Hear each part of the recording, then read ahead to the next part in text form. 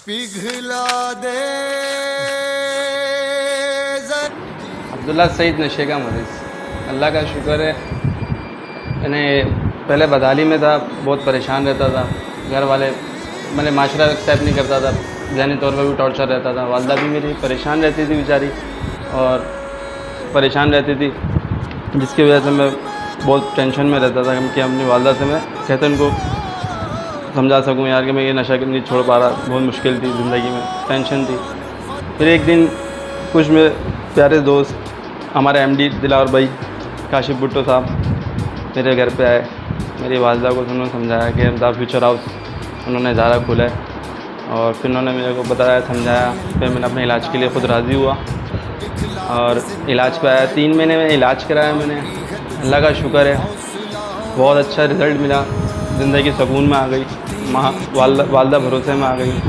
जो मैं 6-7 सालों में सोच रहा था उनको कि कोई रास्ता निकले, कोई रास्ता निकले, पर वो रास्ता मेरे को अल्लाह पाक ने 3 महीने में दे दिया। इन भाइयों की मेहरबानी से शुक्र है। और अब मेरा जज्बा ऐसे ही है कि मैं इन पेशेंट्स की खिदमत करूं। द फ्यूचर ने मुझे सिखाया, नई ज़िंदगी दी, और मैं मुझे यहाँ 7 महीने हो गए, अल्लाह का शुक्र है। यहाँ हर चीज़ की रिस्पेक्ट दी जाती है मुझे। इलाज में बिल्कुल सीरियस तरीके से, हर तरीके से इलाज किया गया मेरा। हर चीज़ मेरे को यहाँ पर मेरी एक्टिविटीज़ हैं, ऑफिस वर्क करना, ठीक है, और पेशेंट्स की खिदमत, जैसे उनको मेडिसिन वगैरह की, उनके पर्सनल मसले हैं, उनके घर के मामला आते हैं, कॉल वगैरह का मसला होता है उनका ना। वेडनेसडे का एक दिन होता है हमारा कॉल टाइम का। उसके अलावा 2-3 ग्रुप्स होते हैं जो मैंने खुद यहाँ सीखे अपने साइकोलॉजिस्ट से। वो मैंने उनको स्टडी भी कराता हूँ, उनको याद कराता हूँ, उनको समझाता हूँ।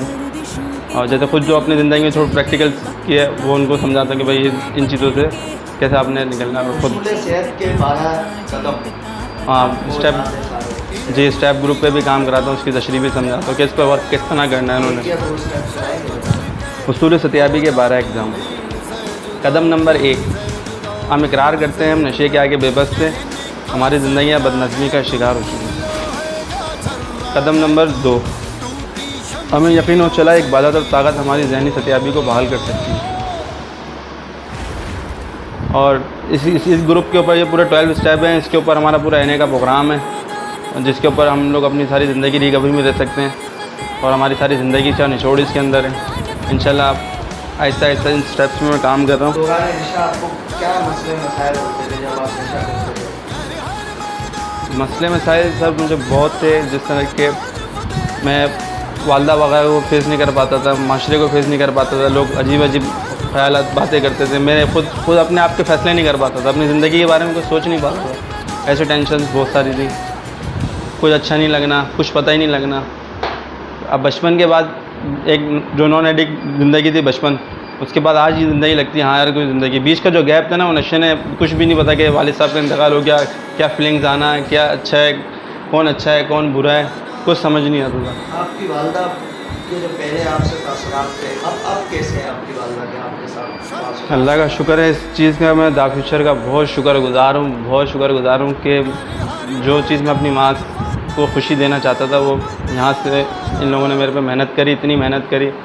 और अल्लाह का शुक्र है, इस वजह से आज मेरी माँ की जो खुशी आती है ना, हंसी देख के मेरी आंखों में आंसू भी आते हैं कि नहीं यार मेरे को मिल गया, जो मैं चाहता था वो मुझे मिल गई, नई ज़िंदगी।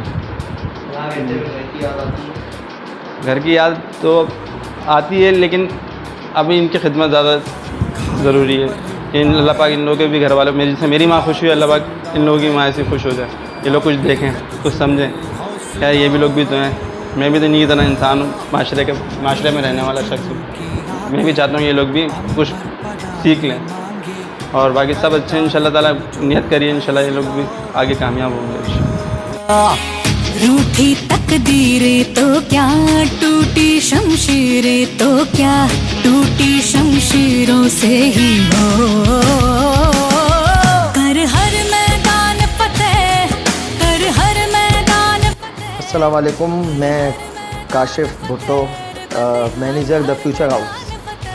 जैसा कि आपने अभी सुना, हमारे रिकवरिंग एडिक्ट जो हैं अब्दुल्ला भाई की पूरी दास्तान जो उन्होंने अपनी कारगुजारी सुनाई, और इससे पहले कि मैं उनकी बात के ऊपर जाऊँ, इससे पहले तो मैं अपनी तमाम फैमिलीज़, मेरे सुनने वाले, मेरे जो भी इस टाइम मुझे सुन रहे हैं, उनके लिए थोड़ा सा एक तारुफ़ करवाता चलूँ कि आखिर एडिक्शन है क्या। एडिक्शन जो होती है, जो आज जिस शख्स को हम नशे का आदी बोलते हैं, असल में एडिक्शन दो किस्म की होती है, एक केमिकल होती है, एक नॉन केमिकल होती है। उमूमन फैमिली समझती हैं कि हमारा जो पेशेंट है या हमारा जो प्यारा है, खाली वही एडिक्ट है, खाली वो इस नशा करता है। असल में एडिक्शन होती दो किस्म की है।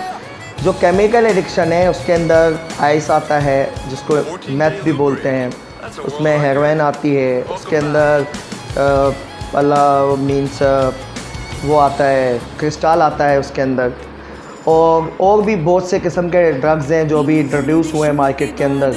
इंजेक्शंस हैं, LSD है, बहुत से किस्म के, इवन अल्कोहल भी इसके अंदर आता है। लेकिन जो नॉन केमिकल एडिक्शन होती है वो होती है किसी शख्स से आपकी लगाव, किसी शख्स से आपकी एडिक्शन हो, उसको हम नॉन केमिकल एडिक्शन होते हैं। वो जगह की भी हो सकती है, किसी चीज़ की भी हो सकती है, और किसी बंदे की भी हो सकती है, किसी शख्स की भी हो सकती है। जगह के हवाले से जैसे आपको कोई चीज़ जगह पसंद आती है, कहीं पे आप ज़्यादा, एक कोना होता है घर का, आपको वहाँ जाना पसंद होता है, आप उसके भी आदी हो जाते हो।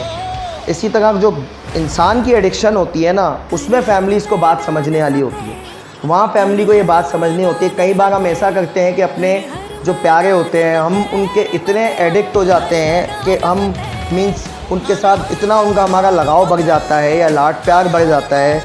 दुनिया हमें बता रही होती है कि आपका बच्चा नशा करता है, आपका बच्चा कुछ करता है, हम एक्सेप्ट नहीं कर रहे होते। इसका मकसद ये होता है कि वो लोग समझना नहीं चाह रहे होते हैं, उसके प्यार के नशे में इतना वो होते हैं कि वो लोग इस चीज़ को नहीं समझते कि हमारा बच्चा किस राह पे चल रहा है। और कई बार ऐसा बोला जाता है कि भाई इदारे नहीं ले जाओ, ऐसा होगा वैसा होगा, दूसरों की बातें के ऊपर। आप यकीन करें, जैसा कि मेरा एक्सपीरियंस था, अब्दुल्ला भाई का एक्सपीरियंस था, ऐसे हमारे पास कई पेशेंट्स हैं जिनका एक्सपीरियंस रहा है माजी के अंदर, क्योंकि एडिक्शन में मैंने भी एक टाइम गुजारा है। जब मैं सही हुआ, उसके बाद मैंने सोचा कि क्यों ना मैं अपने दोस्तों की तरफ फोकस करूं जिनके साथ मैंने टाइम गुजारा है। और केस ये हुआ कि हम अब्दुल्ला के घर पे गए, मैं था, दिलावर भाई थे, हम लोग गए अब्दुल्ला के घर। वहाँ हमने इसकी वालदा को समझाया, और आप यकीन करें एक टाइम पे इसकी वालदा सोच रही थी कि शायद ये वही पुराने दोस्तों में से जो साथ नशा करते थे या कुछ करते थे, तो उसकी वालदा इस बात को समझ नहीं पाई इस टाइम। लेकिन हमने उन्हें समझाया, और वहाँ पे पता लगता है कि आप अपने पेशेंट के साथ कितना प्यार करते हैं। प्यार ये नहीं है कि वो घर पे नशा करे या आप उसको नशे के पैसे दो, प्यार ये है कि आप उसको बचाओ। हमारी फैमिली से कई बार ये गलती होती है कि वो प्यार के अंदर इतना वो हो जाते हैं, इतना आगे बढ़ जाते हैं कि उनको ये समझ नहीं आती है कि एडिक्शन है क्या। असल में हमें समझने की है एडिक्शन। आज मैं आपको सिर्फ समझा रहा हूँ कि एडिक्शन के मामला क्या है। रिश्तों की जो एडिक्शन होती है ना, वो सबसे ख़तरनाक होती है मेरी नज़र में, जिस पे हम बिल्कुल ब्लाइंड हो जाते हैं। अल्हम्दुलिल्लाह इसकी वालदा ने कोऑपरेट किया, ठीक है, और उसके बाद ये इलाज पे आया। अच्छा, इलाज पे आने के बाद 3 चीज़ें लाजमी होती हैं, फैमिली, इदारा और पेशेंट। ये एक सर्कल बना हुआ होता है। अगर फैमिली कोऑपरेट नहीं करती तो इदारा कुछ नहीं कर सकता, पेशेंट कोऑपरेट नहीं करता फैमिली से तो इदारा कुछ नहीं कर सकता। इन तीनों का कोऑपरेट करना बहुत लाजमी है। और मैं ज़रूरी समझता हूँ इस चीज़ को कि जब भी आप अपने प्यारों को लेके आएँ यहाँ पे या हमारे इदारे में लेके आएँ, तो आप कम से कम अपना, जो हमारी माएँ हैं, वो अपना दिल इतना मजबूत करें। मैं अपने घर में लाडला था। हमारे सर जोएल हैं, अल्हम्दुलिल्लाह वो तकरीबन 35 साल की रिकवरी है। तो लोगों के जहन में ये होता है कि ये तो नशा करता है, ये कभी सुधर नहीं सकता, इसको जितने इलाज के मौके दे दो। ऐसा नहीं है। हमारे पास 35 साल रिकवरी है, हमारे पास 40 साल रिकवरी है। और ये नारकोटिक्स एनोनिमस का प्रोग्राम खाली हमारे पास नहीं है, ये पूरा दुनिया में वर्ल्ड वाइड चल रहा है। और पता नहीं कितने लोग हैं जिन्होंने 60 साल हुए नशा छोड़ा, 50 साल हुए नशा छोड़ा। तो सर जोएल हमेशा एक बात करते थे कि तेरा ये वहम था कि तू बहुत अहम था। जो हमारे दिल में होती है ना कि हम तो अपने वालिदैन के लाडले, हम कुछ भी कर सकते हैं, ये एक सोच है हमारी। और जब हमारी सोच तब्दील होती है, जैसे आज अब्दुल्ला की सोच तब्दील हुई, ऐसे ही कभी मेरी सोच तब्दील हुई। बात होती है सारी सोच की। अब्दुल्ला ने, इसकी वालदा ने हमारे पास लेके आया। अब्दुल्ला 3 महीने हमारे पास दौरान इलाज था। दौरान इलाज के बाद उम्मन फैमिलीज समझती हैं कि हमारा पेशेंट अब सही हो चुका है, हम लेके जा सकते हैं। लेकिन इसकी वालदा ने वहाँ पे हिम्मत दिखाई उन्होंने फैमिली, हालांकि ये वो बच्चा था उनका कि उनके सामने ना आए तो वो परेशान हो जाती थी, वो तहज्जुद में उठ के दुआएँ करती थी इनके लिए। लेकिन एक वक्त ऐसा आया, एक टाइम ऐसा आया कि उन्होंने अपना दिल मजबूत किया। आज भी ये वीकली विज़िट पे जाता है, घर पे जाता है, उस माहौल से नहीं जुड़ता, उन दोस्तों के साथ नहीं बैठता, क्योंकि 3 महीने इलाज के बाद लाजमी है कि आपका पेशेंट 3 महीने हाफ वे हाउस में रहे। हमारे पास एक टर्म कहलाती है half way house. Half way house का जो लफ्ज़ी मीनिंग होती है वो है आधा घर। फिर इनका ये आधा घर होता है। हम 2 हफ्ते विज़िट पे भेजते हैं, 2 हफ्ते बाद 2 घंटे का विज़िट, तो 1 हफ्ते बाद 1 दिन का विज़िट, 12 घंटे का विज़िट, 2 दिन का विज़िट, उस पर हम पेशेंट को चेक करते हैं। तो मैं बहुत बहुत शुक्रगुज़ार हूँ हमारे जाकिर भाई, समीर भाई, जिनका एक यूट्यूब चैनल है हमदर्द बलोच। काइंडली आप उसको लाइक भी करें, सब्सक्राइब भी करें और बेल आइकन लाजमी प्रेस करें, ताकि आप बेल आइकन प्रेस करेंगे तो हमारी जो मज़ीद वीडियोस होंगी वो भी आपके पास अपलोड होती रहेंगी।